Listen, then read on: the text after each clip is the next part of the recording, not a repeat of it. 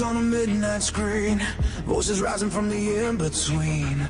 Truth like thunder breaking the chains, broadcast loud through the static and flames.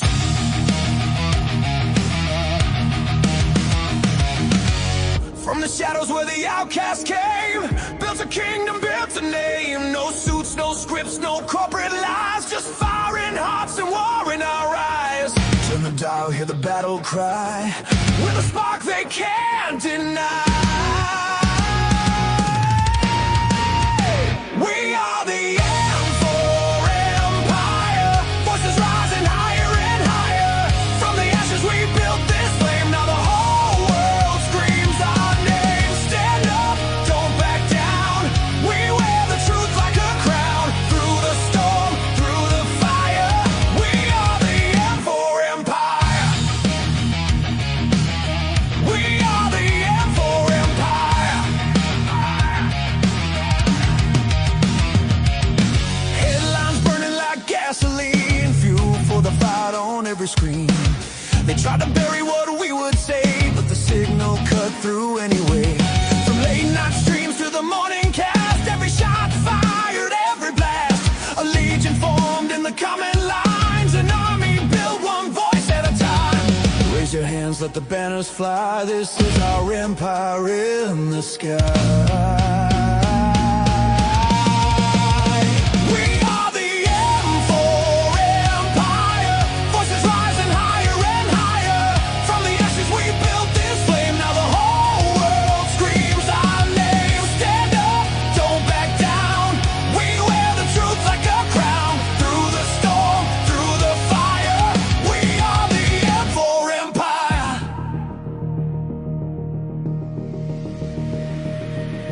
They said we'd never last, just a moment, just a flash. But empires aren't built overnight, they're forged in war and lit by fight. Every stream, every show, every voice that shows to grow. This isn't just a brand on air, it's a movement rising everywhere.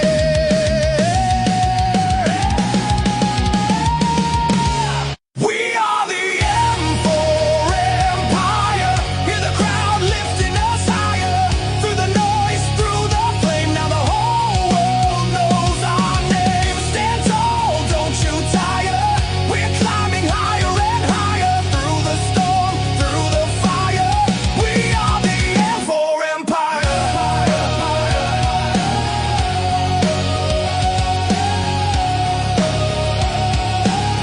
We are the M4 Empire. Neon fades, but the signal stays, echoing loud through endless waves.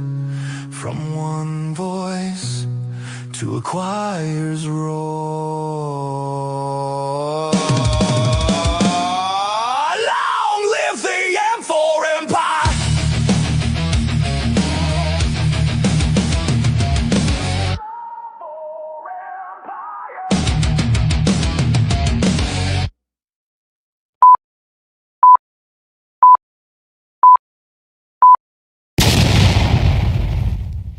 Oh, what do you hear? What do you say? M4 Empire. Marvin Movie Monster Montanero here with another live stream with you all. And today is going to be a good one, folks, because we are going to be reviewing a show that I actually liked for once. We're going to be talking about One Piece live action season 2. And I am very, very excited to get into this one with you guys because I've been flying high about this show all weekend. It has just been an incredible experience, really has. But guys, this show, as all of our live streams are made for you and financed by you. We count on your generous super chats to keep the lights on around here. So that being said, we do welcome your super chats on this show. If you send in a super chat of $50 or more, I will stop whatever I'm doing to address whatever it is you want to talk about. Otherwise, I will get to your super chats as they come in, or in intervals. So let's see. We got a couple of them here. We see Mark Fields for 199, power to the 199 here, says, positive vibes to you all. Hail to the Empire. Hail to you back, Mark Fields. Thank you very much. I appreciate it. And here's the first Dragon Queen saying, I have booze and constructed my special guest for my review of this tomorrow. Yes, I'll be a fool. Hugs for all. Oh, good. Dragon Queen, glad to have you here with us, my friend. Guys, we are going to take you right up to the pro show at 9:30 tonight. So we're going to be going for about an hour and a half. And then we'll be sending you along to the pro show with WW Pro right afterward. So you'll be redirected there automatically. I think he's talking about Oscars and stuff like that tonight. So, and then after that, Pro will redirect you guys back to me over on M4 Empire Gaming, where tonight we are playing Pokemon Fire Red. So no, you guys did not super chat enough to get me to play Pokemon Pokopia, but I will be playing Pokemon Fire Red just to get some Pokemon out there. It did just come out on Switch, so I'm very excited to play it. I haven't played any of those original Pokemon Game Boy games since I was a kid, so I'm super excited to dive into that. But let's see here what we got on the agenda. Just One Piece for the moment, so we'll see. All right, so One Piece live action season 2. So I posted a review over here on geeksandgamers.com. Hold on, let me and we're going to go through this review together, and I'm going to kind of explain myself a little bit as we go through. So I will be keeping an eye out for your super chats over here as well. But when I'm reading the article, I'm clicked over to another screen. So from geeksandgamers.com, review Netflix's One Piece season 2 is the adventure tale Hollywood forgot how to make, which is true. You needed a Japanese guy in there to. So the main question is, why is it that this show feels so different from everything else coming out of Hollywood right now? And that's because it's not a Western production. I mean, it is a Western production, but it's being overseen by a Japanese creator. The creator of One Piece, he basically has creative control over the show. When it comes to casting, when it comes to pretty much anything involved with this show, he has final say over the creative direction, which is why it feels so authentic. Netflix has reportedly tried to change several things. They tried to just, Americanize things and change things for the worst. And he has stepped in and been like, nope, you're not going to do that. He has approved the entire cast. So, that's why it feels so authentic, because it is. It's basically, Wizard pointed this out, and his Real Life Fake Wizard, by the way, has a tremendous video about this. And he points out that it's kind of like George Lucas changing Star Wars. And he changes come from the actual creative force that built this universe. So you kind of have to accept them. Now, I loved the first season and rewatched it before the second season came out. And honestly, I liked the first season even better the second time around. So let's have a look at what is going on in the world of One Piece. So going into Netflix's One Piece season 2, I had a confession to make. I had never really jumped into the franchise. This is true, guys. I've been an anime fan, since Dragon Ball Z started the Ocean dub. And but during that time, I never really jumped into One Piece. It just was never something that spoke to me. And this is not because I didn't want to jump into One Piece, but because the sheer scale of it was intimidating. This is, of course, later in life. Over 1,000 manga chapters and an anime with well over 1,000 episodes, diving in felt like committing to a full-time job. I was extremely put off by how much there was. Kind of like the way I felt about Supernatural when I first heard about it. 15 seasons, and this is even worse than that. This is 1,000 episodes over, and it's still going. They're coming back for another arc very soon. But that being said, because I'm an anime fan, I knew enough about the world of One Piece to understand what it meant to fans. I knew about who the Straw Hat Pirates were. I knew about Monkey D. Luffy's dream of becoming king of the pirates. And I knew that the creator, Eiichiro Oda, had built one of the most beloved adventure stories in modern pop culture. This is true, guys. Now, I had seen some of what One Piece had to offer, enough to know how the world is supposed to look, feel, and be presented, but I had never really jumped into the fandom. So when Netflix announced a live-action adaptation, I'll admit I approached it with a little bit of skepticism. And where does that skepticism come from? Obviously, the fact that Hollywood hasn't had the best track record when it comes to adapting anime.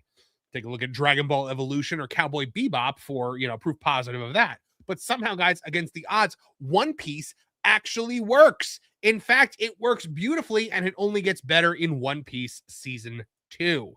I stand by that, guys. One Piece season 2 was tremendous. I enjoyed every minute of this. I thought that from the word go, it was just exceptional. Now, were there problems? Of course there are problems. So nothing is perfect. So we'll get into that. Now, the casting is nearly perfect. The first thing that becomes immediately clear when watching the series is that Netflix nails the casting of the Straw Hat crew. Inaki Godoy's portrayal of Luffy is the beating heart of the show. He captures the character's boundless optimism, infectious enthusiasm, and unshakable belief in chasing dreams. And Luffy is supposed to be someone who inspires the people around him, and Godoy absolutely pulls that off. He's great, man. He is just like, his energy is just at 11 for the entirety of the show. And I like those quieter moments though, when he gets like intense, when he's like, but usually when he's fighting and he basically tells the guy he's going to kick their ass. But like, you know, even like the smaller, more tender moments are big with him. Like when in season 1, when Nami asks him to help after, you know, spending an entire season shunning him and saying, I don't need you, go away. She says, Luffy, help me. And he says, of course I will. And then he throws his arms in the air and yells out, of course I will. Which honestly, like, Wizard makes this point in his video where he's like, people would call that cringe nowadays, because to be unabashedly emotional and positive with no shame whatsoever is considered cringy now. Back in the day, we just kind of called that being authentic and being wholesome. And that's what Luffy is. He's wholesome. Of course, Makanyu, who is guys so badass he has one name, as Roronoa Zoro, is probably the standout here. Like, Zoro is the best character on this show. The quiet intensity, the dry humor, and the incredible sword fighting choreography make him feel like he stepped straight out of the manga. Here's the thing that I didn't know going into season 2. Makanyu actually is also the guy who played Rurouni Kenshin in the live-action Rurouni Kenshin films, which, by the way, are also very good. But one of the things that I loved the most in that was the sword fighting choreography, and he moves like lightning in that show. Mod on. But in this, I mean, like, you could tell this guy is great with a blade. He has some of the best fight scenes I've ever seen in this show. One in particular, and we're going to get to that in a little bit. Don't worry. Emily Rudd as Nami brings a great balance of wit and vulnerability, and Jacob Romero's Gibson's Usopp and Taz Skylar's Sanji round out the crew with personality and charm. I really like Usopp in this one. Usopp was kind of a throwaway crew member to me in season 1, not because he's black, but because his story just kind of didn't speak to me. I thought the arc where they got him with the cat pirates and stuff like that wasn't really great.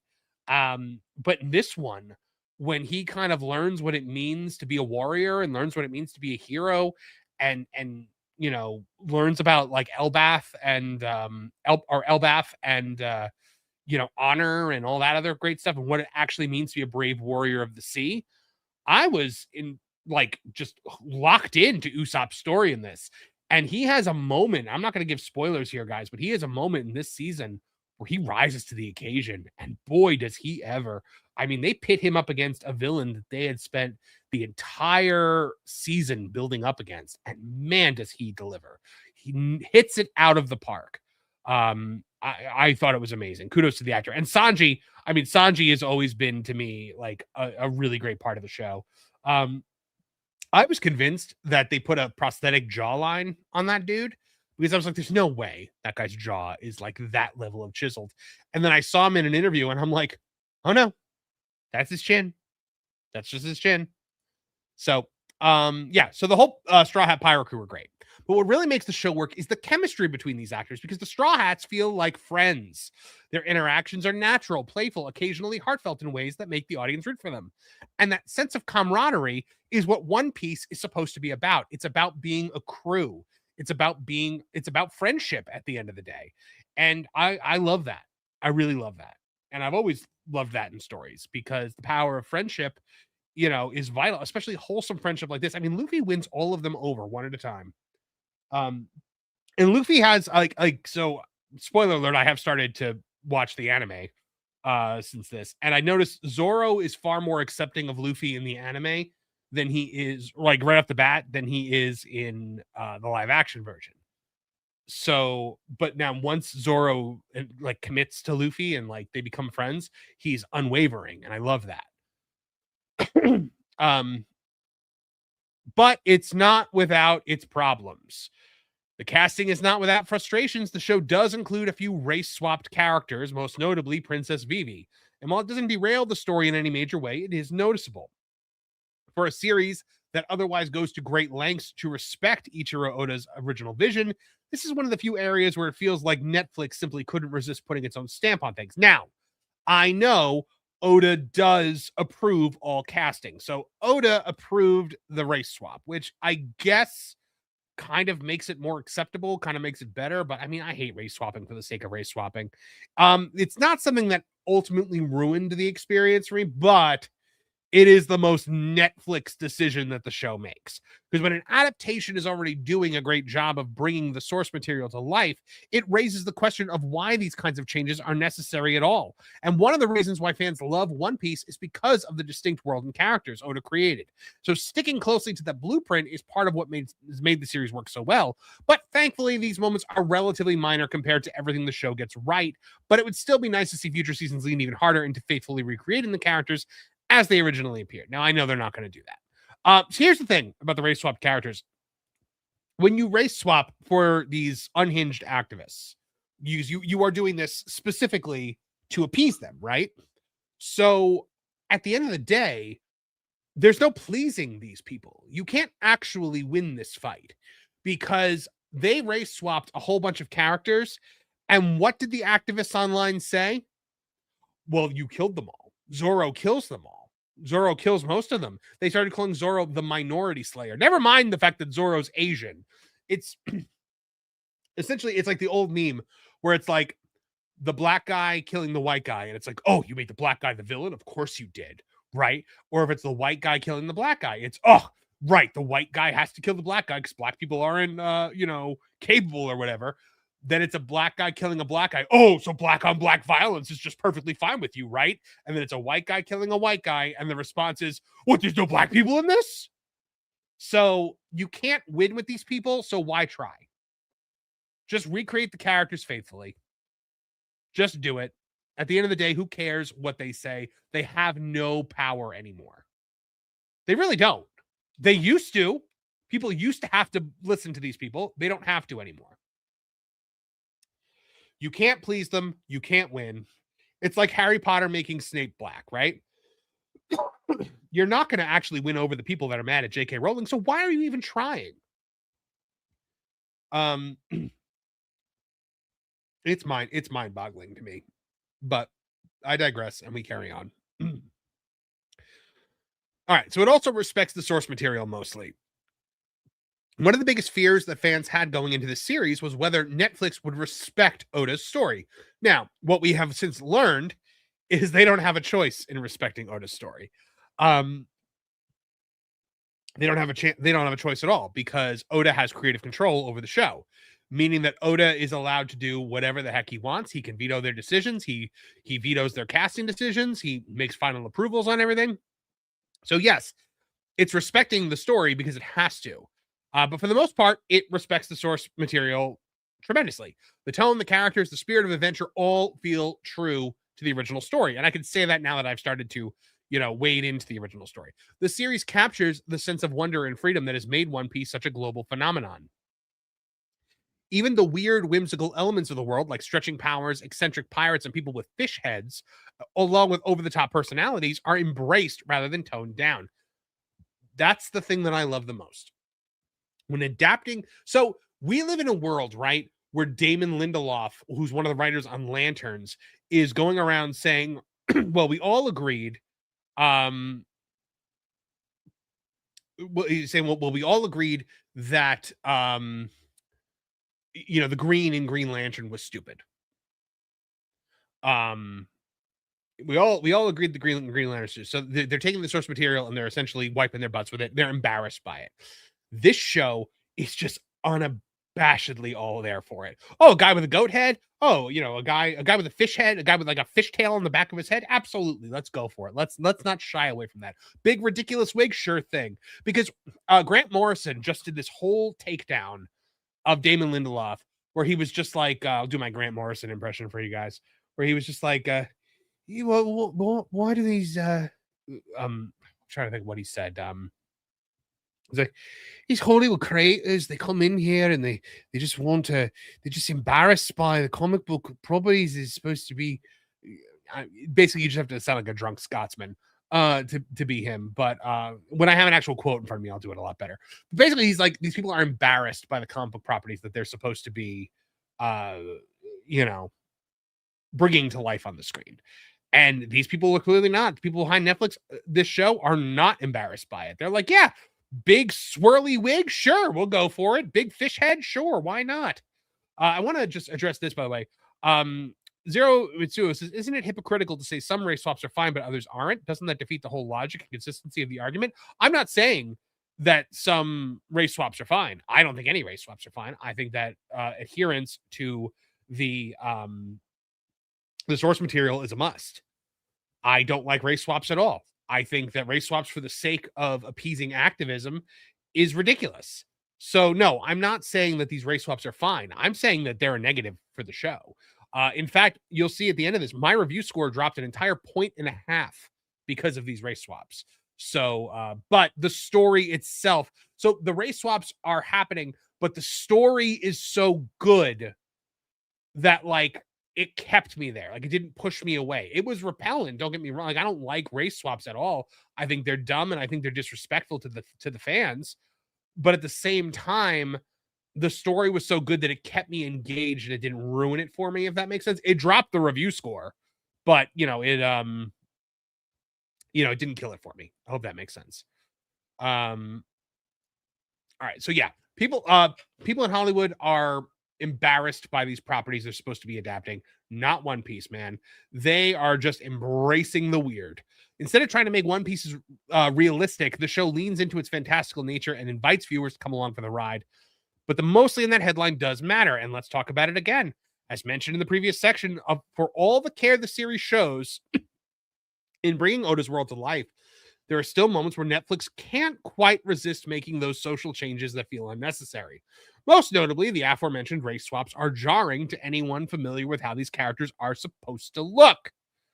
There's Vivi right there, the princess of literally the princess of a kingdom called Alabaster. Race swapping is one of Netflix's more frustrating hallmarks, extending even to actual historical figures like Cleopatra. Remember that when they made Cleopatra black? Oh, Madon, that was the dumbest thing ever. The good news is that these decisions never overshadow what the series gets right. The heart of One Piece, its sense of adventure, its lovable characters, and its unapologetically strange world all remains intact. And that's ultimately why the adaptation succeeds where so many others have failed. Now, the other thing about the race swaps that I will point out once more is that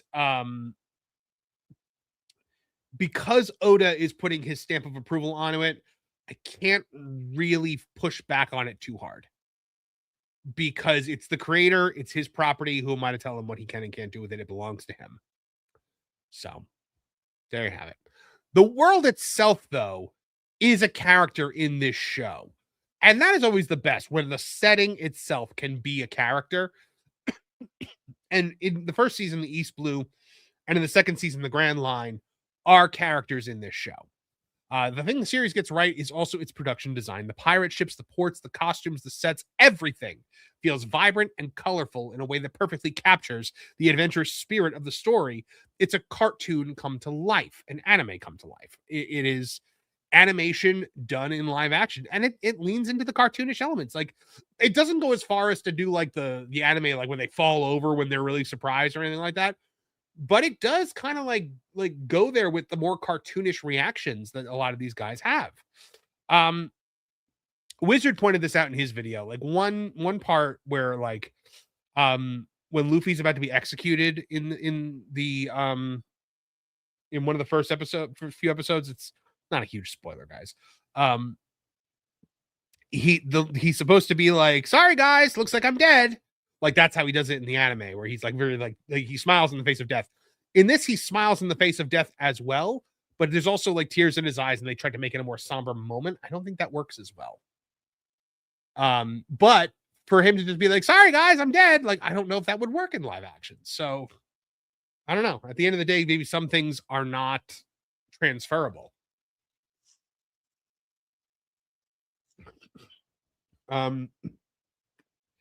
Excuse me one moment.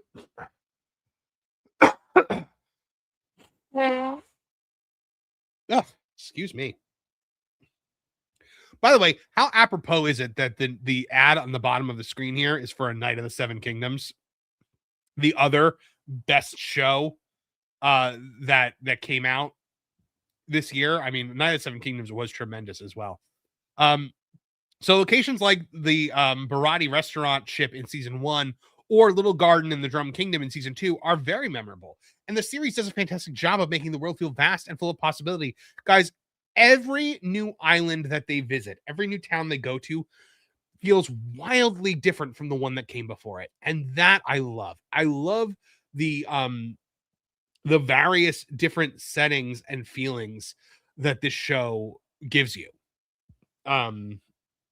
It's tremendous, and it keeps things interesting, as they continue to move from place to place.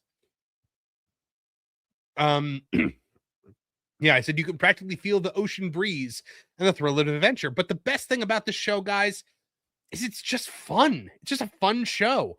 In an era where so many shows try to be dark, gritty, or overly serious, One Piece is refreshingly joyful. It's a swashbuckling and arm-stretching adventure full of humor, action, and heartfelt moments. The series balances comedy and emotional storytelling in a way that keeps the episodes moving at a brisk pace. Because one minute you're laughing at Luffy's antics, and the next you're genuinely invested in the characters' dreams and struggles. And the very next, you're counting along as Zoro literally takes down 100 members of Baroque Works. It reminds you of why the adventure stories became popular in the first place. Now, season 2. Let's get into the specifics of season 2 and how it raises the stakes. If season 1 proved that Netflix could bring One Piece to live action, season 2 shows that it's not just a novelty adaptation, it's a show with actual momentum. Now, the problem, though, is that in between seasons 1 and 2, there was a 2.5-year gap. Now, I have heard that they're quickening their production schedule and that season 3 is slated for 2027. So that is good. I've heard April 2027. So if that's the case, then tremendous. But the second season wastes no time in expanding the scope of the story, with the Straw Hat crew now entering the legendary Grand Line. The sense of danger and adventure immediately escalates. From the very first episodes, it's clear that the world that Luffy and his friends are sailing into is bigger, stranger, and far more dangerous than anything they've encountered before, as is shown here with Brogy. The biggest addition to the story comes in the form of Baroque Works, which is I'm so sorry, guys. My voice is going on me. The Baroque Works is a shadowy criminal organization that looms over the narrative. Their introduction adds a layer of intrigue and danger to the show, and season 1, of course, had memorable villains. You had Buggy the Clown. You had Arlong and the Fishmen Pirates.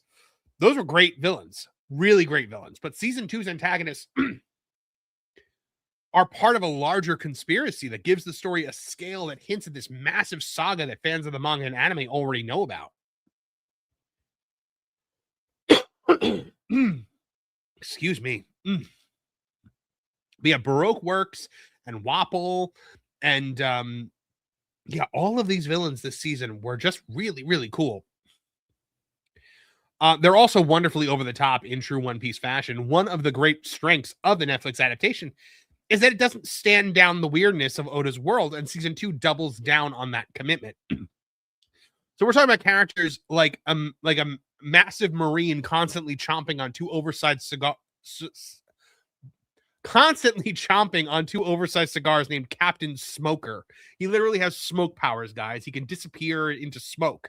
Or a grotesquely exaggerated king with a metal jaw, which is Wapol, and a host of eccentric figures who look like they walk straight out of a manga panel. But lesser adaptations may have tried to tone these characters down in the name of realism. One Piece widely embraces the absurdity, and the decision pays off, because instead of feeling silly, The exaggerated designs and personalities help make the world feel vibrant and alive, which is exactly as it should be in a story about pirates chasing impossible dreams. And here we come to my favorite thing in season 2, guys. Tony Chopper, who is just what an amazing part of the cast he became.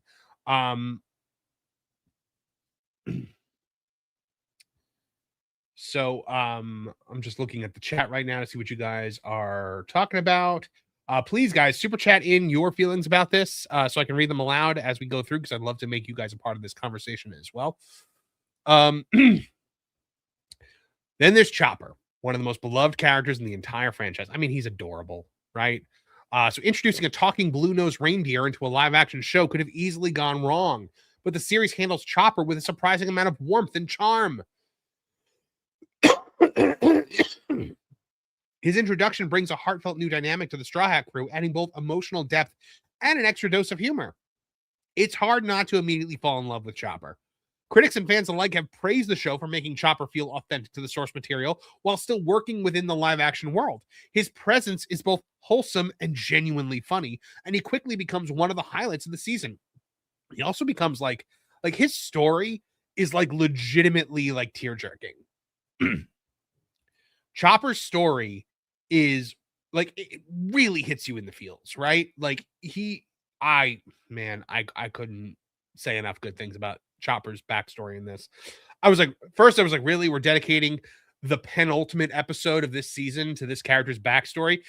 10 minutes into it, I was like, nope, I'm in. I'm locked in. I want to hear about this little reindeer. So another thing season 2 continues to do remarkably well is balancing spectacle and genuine heart. So you have 1 minute, you watch Zoro taking on 100 enemies, and I put in parentheses here. I know I mentioned it before, but I'm mentioning it again because it was that cool. Carving through waves of enemies in one of the most epic sword fights ever put to screen.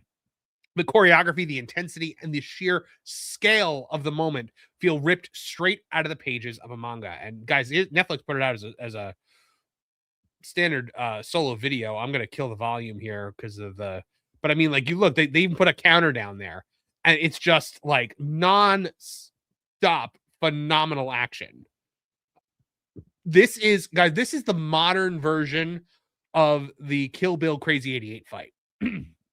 Except instead of 88, which there weren't even 88 of them, he literally takes down 100 people. I mean, look at this, the speed, the intensity, just the way they balance like realism with cartoonish stuff. It's incredible.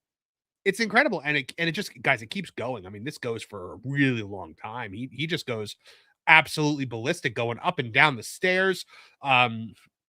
And like, for the most part, pretty much uninterrupted. They do cut away a little bit. But I mean, like, he's counting along and you kind of count along with him.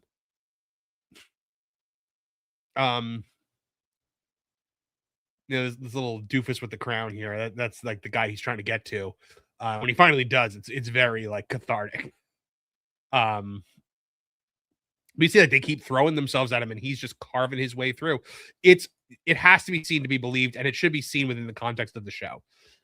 Other times you'll get something completely different, like Luffy literally resolving conflict by singing to a whale. And somehow both of those moments are equal levels of compelling. That right there is the magic of One Piece. It shifts from larger than life action to heartfelt, almost childlike wonder without missing a single beat. And the series understands that this that this world isn't just about epic battles or dangerous pirates. It's about friendship, curiosity, and the joy of adventure. I gotta take a drink real quick.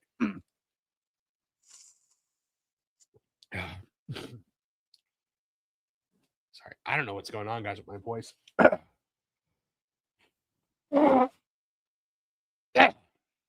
We gotta get that in check before our game stream later. Season 2 leans into the balance perfectly, reminding viewers that the heart of One Piece has always been just as important as the spectacle. But perhaps the most important thing about One Piece Season 2 is how confidently it continues to lean into the tone that made the first season so enjoyable. A lot of that has to do with Godoy as Monkey D. Luffy here. It's never afraid to be cartoony, whimsical, and larger than life. Instead of trying to transform One Piece into some gritty prestige television that espouses modern Western politics, the series embraces the adventurous spirit that made the original story so beloved. And the result is something rare, a second season that doesn't just maintain the quality of the first, it arguably improves upon it. The world gets bigger, the villains get more dangerous, and the stakes feel higher. And the Straw Hat Pirate crew continues to prove that they're one of the most entertaining ensembles on television. The only real drawback here, other than the aforementioned race swaps, was that 8 episodes just isn't enough. It's too short. At just 8 episodes, the story somehow feels like it's moving at a sprint. Major moments, character introductions, and emotional beats occasionally fly by faster than you'd like, not because they're poorly handled, but because the show clearly has so much ground it wants to cover. It's got to cover a lot of stuff here, guys. I mean, it covers like season one and season 2 cover like 100 episodes of the anime, I think. I don't think maybe not quite 100, but at least like 80 something. Because I don't think they get Chopper until like 80 episodes in. So, I mean, it covers a lot of ground, and it's trying to move at breakneck speed in which to do that. So there are times while you're watching where all of a sudden you realize, like, and so this happened to me. I'm sitting there watching it, and all of a sudden I'm like, what episode are we on? Because, like, and I'm looking at it, it's like, is this episode 6 of 8? And so I'm realizing that, like, oh, like this Baroque Works thing is not going to wrap itself up in one season. This is going to go for multiple seasons. Like, oh, okay, we haven't gotten like a rematch between Luffy and Smoker. Oh, okay, we're just not gonna get that this season because it's probably coming next season.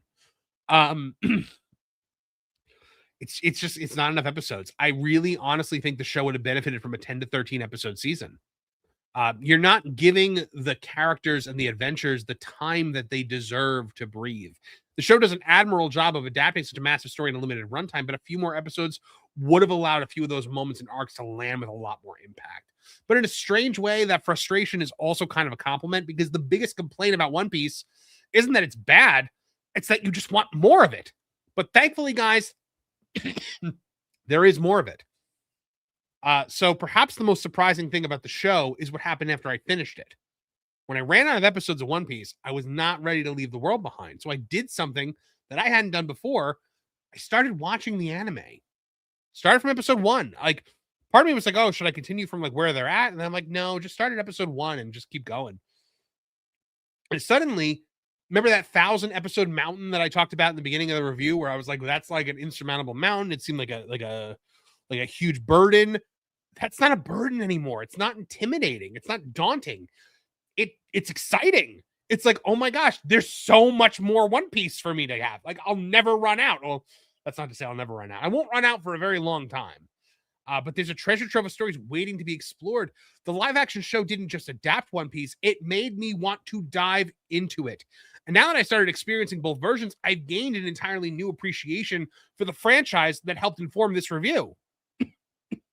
So, for years, live action anime adaptations have struggled to capture what makes their source material special.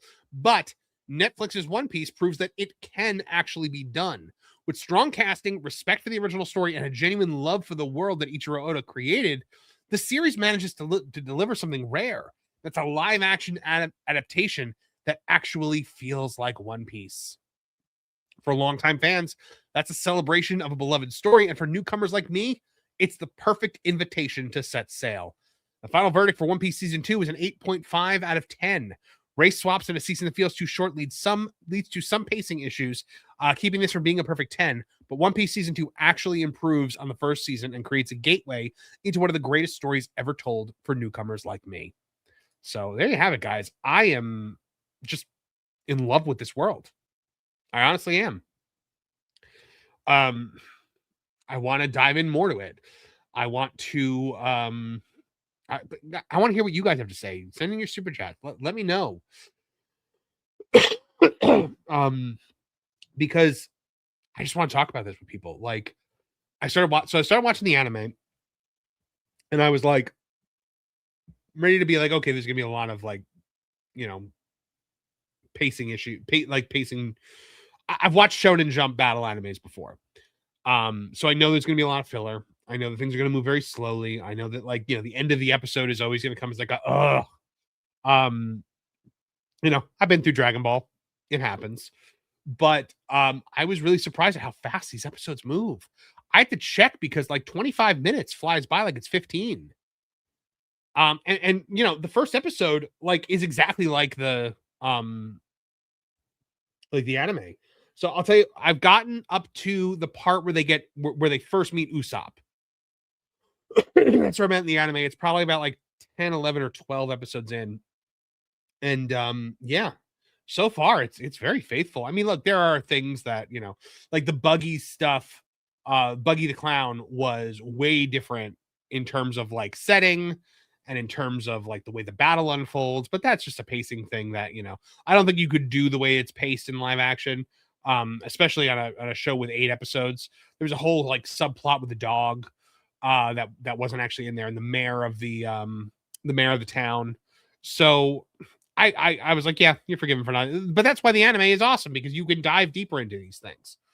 And now I'm in the Usopp arc, which was my least favorite arc of season 1. So we'll see how much I like it going forward, because if I can get through this arc, it's pretty much smooth sailing from here, because I liked all the other arcs that they showed in the live action. And once we can get through the Drum Kingdom, I'll be in all new waters. I'll be completely in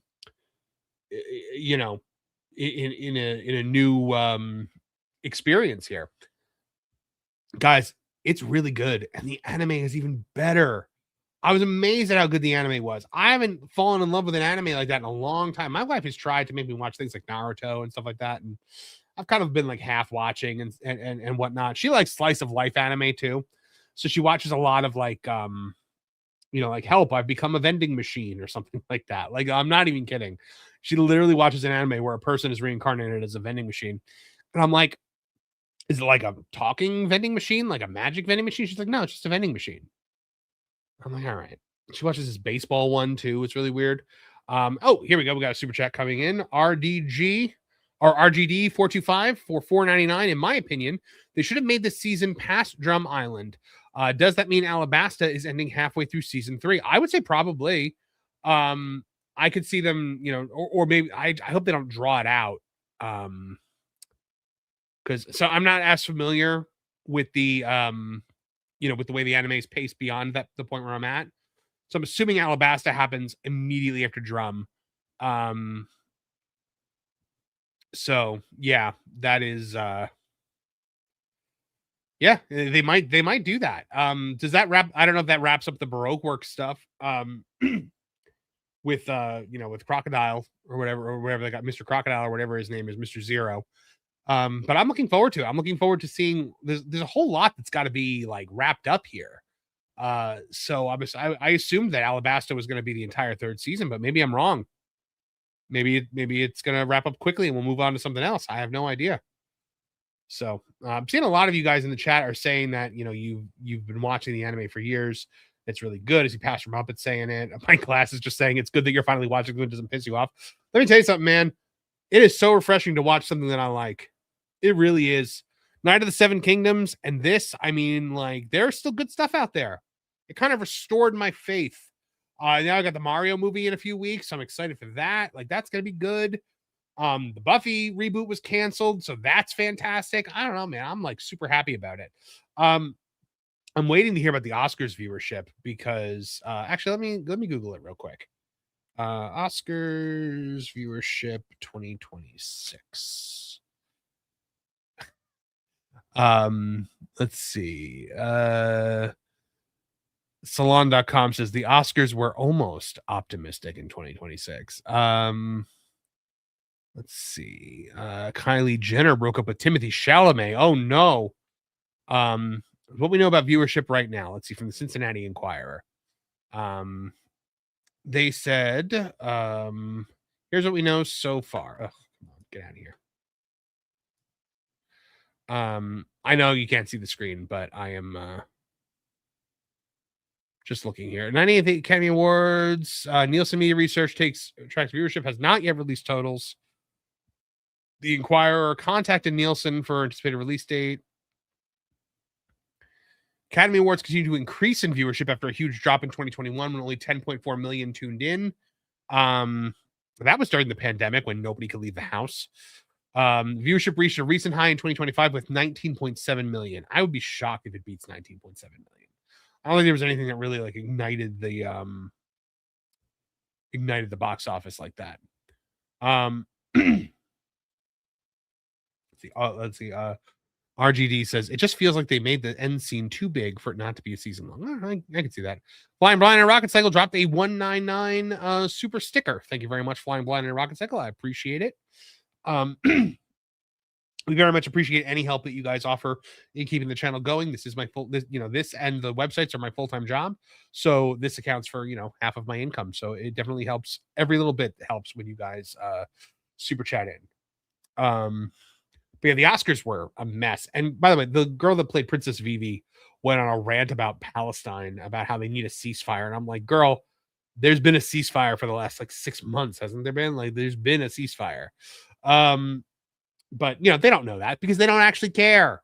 Celebrities don't actually care. DeGraves, member for 14 months, says, thank you for being a member for over a year, man. So One Piece live action was good. And as a fan of the original, there are things I wish they had time to put in. Yeah, man, I'd love to know more about what you think they should put in. So let us know because Marie J just made a good point. Probably it might actually be they actually might spike it because of K-pop Demon Hunters. That's true. The K-pop Demon Hunters effect has been notable because you've got what do you call it? The Thanksgiving Day Parade. Thanksgiving Day Parade ended up doing huge numbers that spiked when the K-pop Demon Hunters girls actually performed. So people love that, and they might tune in for it. Though I don't know how many people really watch the Oscars for one movie to win Best Animated Film. I will say that Disney and Pixar have lost Best Animated Film now 4 years in a row, which is, I believe, a new record for them. Let's talk a little bit about the Oscars before we close out here today. I'm trying to get to 9:30, guys. But my voice is not holding out, so I might have to send you to pro early, then just hang around, I guess. So I wrote a editorial about the Oscars today on geeksandgamers.com. It says Hollywood killed the Oscars, a self-congratulatory political circus that nobody wants to watch. There's Conan. I am so disappointed in Conan O'Brien for giving in and doing political jokes after he had spent years telling people to stop doing political jokes. What a hypocrite he is. Especially when you're the guy who refused to call 911 on Rob Reiner's son at your Christmas party. And then he went home and murdered his family. So their blood's on your hands, Big Red. So I said there was a time when the Oscars actually mattered. The Academy Awards used to be Hollywood's biggest night, an event that millions of people tuned in to watch as the film industry celebrated its best work. Winning an Oscar meant something. It could elevate careers, cement legacies, and introduce audiences to films they might have otherwise missed. But today, most people don't even bother to watch. The ratings tell the story. Over the past decade, the Oscars have hemorrhaged viewers, collapsing from massive audiences they once commanded into a shadow of their former selves. What was once a cultural event has become just another forgettable television broadcast. The truth of it is, the Academy didn't lose the audience because people suddenly stopped liking movies. It lost its audience because people stopped caring about Hollywood celebrities. And a lot of that, guys, has to do with social media because celebrities were once larger-than-life figures who had carefully managed personalities that appeared glamorous, sophisticated, and distant from everyday life. The public only saw them in interviews, films, and carefully curated media appearances. But then social media happened. All of a sudden, guys, we were exposed to every thought that runs through the minds of these vapid, insipid narcissists. And suddenly we realize, hey, these people that we've all been idolizing, they're really not that great. They're really not awesome. We're now exposed to the unfiltered thoughts of unhinged, vapid, narcissistic actors, directors, and producers on a daily basis. And what many discovered wasn't exactly inspiring. Instead of mysterious icons, celebrities often came across as what they actually are: wealthy, detached, privileged entertainers who spend an extraordinary amount of time talking about politics, lecturing audiences, and congratulating themselves. The Oscars magnify that problem. Speaking of the problem, here's this jackass right here. Good Lord. Pedro Pascal.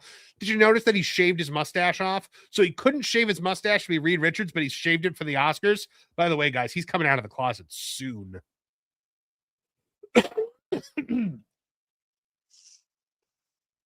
I guarantee it, because they've already clocked him dating that dude, and they're all turning on him over it because the guy, I guess, is Jewish or whatever. I don't know. I didn't follow that closely.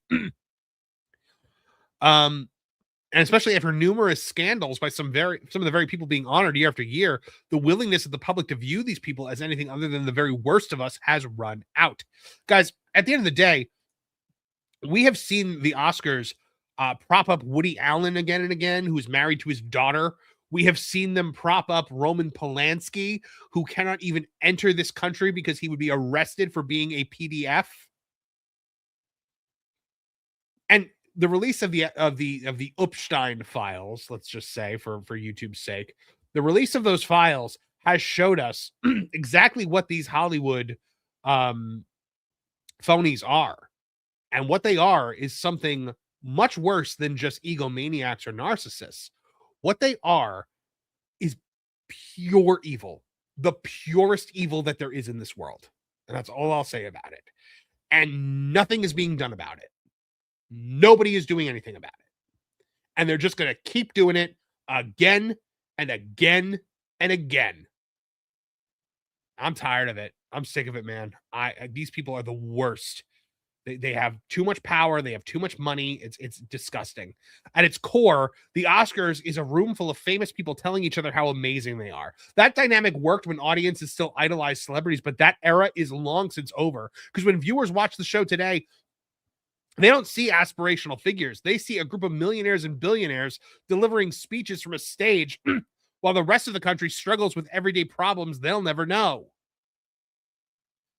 And those speeches almost inevitably drift into politics. It's become a predictable pattern. An award is handed out, the winner walks up to the microphone, thanks their agent, their co-stars, and their dog, and then launches into a lecture about whatever the current issue is trending on social media. For viewers at home, it's exhausting. People tune in to watch movies being celebrated, not to be scolded by celebrities who believe their political opinions carry special weight because they pretend to be somebody else on screen for money. The Oscars also suffer from another problem: award show fatigue. This is important. This is something that not a lot of people are realizing, how many award shows there are in this world. Hollywood now hosts an endless parade of ceremonies. You have the Golden Globes, the Critics' Choice Awards, the SAG, Actor Awards, the BAFTAs, the Independent Spirit Awards, the Emmys, the Black Emmys, the Grammys, the Tonys, and dozens more.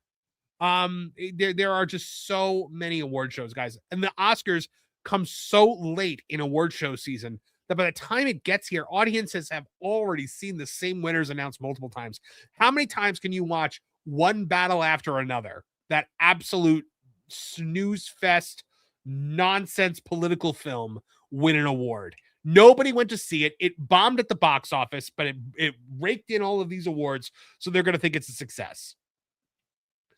By the time the Oscars hit, the suspense is gone, if there ever was one to begin with. The novelty is gone, if there ever was any to begin with. And for many viewers, the interest is gone, if there ever was any to begin with. In other words, the Oscars no longer feel like a grand finale. It just feels like the 10th encore. And of course, we've seen celebrity influence declining, the declining influence of Hollywood itself. For decades, you had celebrities treated as cultural authorities whose opinions carried real sway with the public, but that perception has long since collapsed. A glance at the 2024 presidential election made that painfully clear for Hollywood. The entertainment industry overwhelmingly threw its support behind Kamala Harris, with celebrities across film, television, and music using their platforms to campaign on her behalf. But it didn't matter. Despite the avalanche of celebrity endorsements, voters made their own decisions. Hollywood's political messaging had little measurable impact on the outcome. Take that, Mark Ruffalo. But the moment illustrated something the entertainment industry has struggled to accept. Celebrity influence isn't what it used to be. And by that, I mean celebrity influence is non-existent. No one cares what they say. In fact, people are more likely to do the opposite of what they say. The public doesn't look to actors for guidance anymore. They look to them for entertainment, and even then, only sometimes. At this point, guys, the Oscars is nothing more than a relic. We've seen a shift that leaves the Academy Awards in an awkward position because the ceremony was designed for an era when Hollywood dominated the cultural landscape, when movie stars were the most famous people in the world and theatrical films were the centerpiece of entertainment. Today, that landscape is completely different. Pardon me. Ugh. Streaming platforms are dominating viewing habits. Social media personalities are commanding larger audiences than many movie stars. And cultural conversations happen online in real time rather than during a 3-hour television broadcast. The Oscars simply haven't adapted. Instead of evolving, the ceremony continues to operate as though it still holds the same prestige and cultural power that it did 98 years ago. Guys, and what we're seeing, we've got 2 more years of the Oscars being on ABC. Then it leaves television. It's going to YouTube for the 101st Oscars. YouTube is getting the Oscars. So at what point what's going to look like then when it's just another video on YouTube? And again, it's Hollywood invading new media, which I hate. YouTube is not for Hollywood. They can release their trailers and whatnot, but to put on a show like the Oscars on YouTube defeats the purpose of YouTube. So the harsh reality here is the Oscars are not dying because audiences hate movies. They're dying because audiences no longer buy into the mythology of Hollywood. The glamour, the mystique, and the influence are all long gone. What remains is a lengthy broadcast where celebrities congratulate one another, deliver political speeches, and then act surprised when fewer people tune in every year. Hollywood may still treat the Oscars as the center of the entertainment universe, but for most of the country, it's just another award show. And increasingly, it's one that nobody bothers to watch. So there you go, guys. I want to know what you guys think about the Oscars, though. I would love to hear what you guys have to say because I've had it, man. I've completely had it with the Oscars, 100%. I haven't watched them in years. I know, like, because of what my job is and because of, like this channel and the websites, I should watch the Oscars. I would rather watch Starfleet Academy than sit through the Academy Awards. And I mean that. I mean that with all my heart and soul. It's that bad. Think I want to watch Jimmy Kimmel get up there and mug for the camera while he takes pot shots at the first lady? You think I want to watch Conan O'Brien throw his his entire all of his what's the word I'm looking for? Values. You think I want to watch Conan O'Brien throw his values out the window after telling us for years not to do political humor? He starts joking about politics. No, I don't want to see that. I don't want to see any of it. I think I want to watch Angelina Jolie float into the room and bask in her own glow. Absolutely not. I don't want to see any of these people. I don't want to see any of them anywhere. The only time anyone cares about what happens at these award shows is when somebody gets slapped or somebody yells out a slur. That's it. And that's why they try to manufacture these moments. The BAFTAs thing with the the guy with the Tourette's yelling out the N-word, that happened. I think the BAFTAs allowed that to happen. And then, of course, they didn't edit it out before it aired.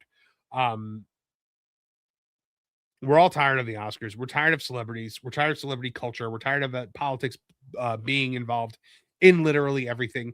We're just exhausted and we want a break. That's it, guys. We want a break. We want people to just try to entertain us. That's it. We want to disconnect for 2 hours at a time. I don't know. Because I don't think it's ever going to happen. I think, if anything, celebrity culture is just going to double down. And even now that we know what vile, vile people they truly are, thanks to these files, I don't know, man. They're just going to keep doubling down. They're going to keep doing it.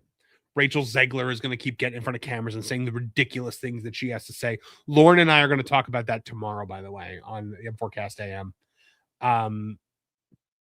Pastor Muppet says you need a break, Marv. I do need a break. I don't get breaks. It doesn't happen. My days are pretty much nonstop hustle, guys. Whether it's here or whether it's for the websites, I'm go go go. I wake up at 5:30 in the morning, and as you can see, I'm still working. I had maybe 3 hours today when my wife got home where I didn't work. But other than that, I'm pretty much just go go go all the time. I'm one of the busiest people you'll meet. So that's why when I find time to do stuff, I'm like, anyone can find the time to do these things. Yeah, we got pro in about 30 minutes. I was gonna really try to make it to 9:30. I don't think that I can. I don't really have that much more to. If super chats start rolling in, we can focus on that. But honestly, let me have a look at what time we're going live with M4 Empire Gaming tonight, because we are playing Pokemon Fire Red, and that's going to be fun. And those aren't it's looks like looks like Park Hoppin has got a new vlog out that I'm in. It's for me and Jay and X-Wing and Cole Hauser and all of them at the Magic Kingdom After Hours. So go ahead and check that out. But yeah, it looks like we are going live at 11 o'clock with M4 Empire Gaming playing Pokemon Fire Red. I don't know for how long. We will see. We will see. All right, cool. Okay, I'm not seeing any super chats, so maybe I should just send you guys over to Pro a little bit early. Get in that chat, let them know that it's an M4 raid. Apologies that I wasn't able to make it to 9:30. But make sure you guys check out M4 Cast AM tomorrow morning at 11 o'clock. Lauren and I are going to be your lead into the Pro show. We're going to be talking about Rachel Zegler a little bit tomorrow. So, and all the ridiculous things that she's been saying. So make sure you check that out. New videos tomorrow should be hitting. I got one about lanterns in the works and another about Zegler. So, watch out for those. I'll be on the Pro show tomorrow at noon. And then I'll be on the HCast at, I believe, 3 o'clock. So, yeah, there's going to be a whole lot going on tomorrow. Tuesdays are always the busy day. And then make sure to check out Dis and Awful doing Toonie Talk Wrestling tomorrow night at 8 o'clock. So, just because I'm not on the show anymore doesn't mean I don't still root for them. It's they do a great job over there, and they deserve all the attention for it. So, all right. Thank you guys from all of us here at the M4 Empire. I thank you for your attention. We'll catch you in the next one.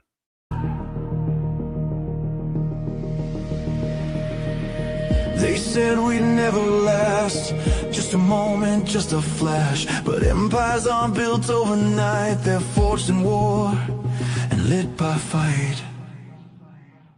Every stream, every show, every voice that shows to grow. This isn't just a brand on air, it's a movement rising everywhere.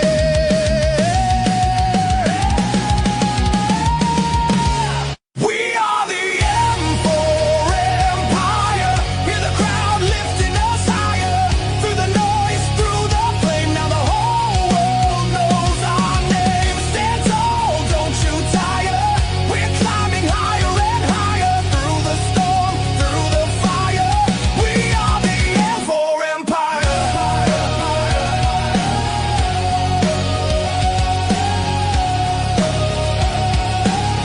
We are the M4 Empire. Neon fades, but the signal stays, echoing loud through endless waves. From one voice to a choir's roar.